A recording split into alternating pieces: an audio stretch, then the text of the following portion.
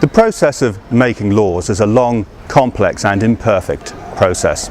It involves lots of politicians, an awful lot of talking, lots of expensive advice, lobbying, and ultimately, of course, though, there is the safeguard that the public have voted for the politicians who are making the law. As imperfect as that process is, and as flawed as many of our politicians are, there is ultimately that safeguard that we at least voted for them and we can vote them out. So we have that kind of check and balance, that ultimate control over the laws that govern our lives. But there's another dimension to the making of law which people don't often think about enough, and that is what is called judge-made law, the process of the establishment of precedents, of case law, following court cases that arise out of the primary legislation.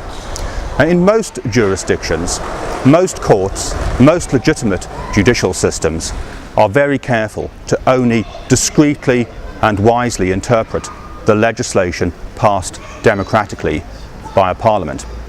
Sadly, that isn't the case in Jersey.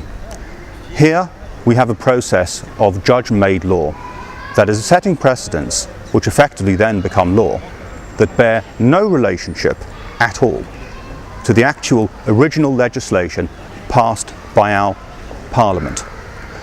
There are precedents being set now in case law that have the most serious and profound implications for our health, our safety, our freedom of speech, and indeed the very rule of law itself. What in effect we're having today is a kind of coup being mounted against democracy in Jersey by Jersey's judicial system.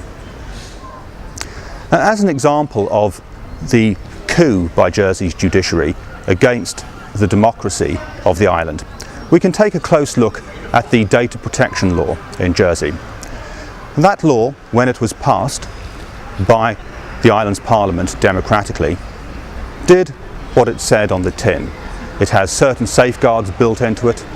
Obviously, when such laws were devised in the first place in larger nations like the UK and elsewhere in Europe, there are safeguards built into them to protect things like investigative journalism, to protect whistleblowing, to protect the exposure of crimes, to make public interest disclosures. And indeed, the Jersey data protection law is no different in that regard, and it has the precise same clauses in it that the UK data protection law has. However, the judiciary in Jersey has decided of itself to go completely against that which was passed by the island's legislature, go against democracy, and decide in fact that they're going to take to themselves the power to stop anyone criticising the government. They've taken to themselves the power to make even any reference at all to an individual, no matter how bad their conduct, illegal. This is effectively a war being mounted by Jersey's judiciary against democracy in the island, and indeed against the rule of law, against public interest disclosure, and against investigative journalism. We in Jersey ought to be protected against these kind of politicisations of the judicial system. We're told by the UK authorities that they do in fact have ultimate responsibility for the proper rule of law, good governance, human rights, and the proper administration of justice in the Crown dependencies.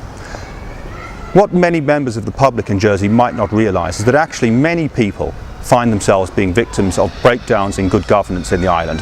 Many people each year write formal complaints to the authorities in London about what are deeply serious, evidenced breakdowns in the basic structures of good governance in Jersey. The response of the London authorities is interesting. They invariably write back a pro forma document that merely asserts, well, Jersey has a government, it has a judiciary, it has a prosecution system, therefore it's nothing to do with us. However, in making those kind of assertions, the UK authorities are avoiding the real question. And the question that they face, and it is one that they are legally ultimately responsible for, is not whether Jersey has a legislature and has a judiciary. The question is, do we have real, meaningful democracy? Is our legislature effective? Do our judicial systems actually work? Are they impartial? are they lawful? The answer to those questions is no. The structures of governance in Jersey may exist, but they're not lawful. They don't meet the most rudimentary standards of good governance or administrative law. The fact that the authorities in London continue, on the one hand, to proclaim their responsibilities, but then fail to require lawful systems in Jersey, is sadly something that they're going to have to be held to account for in court in London.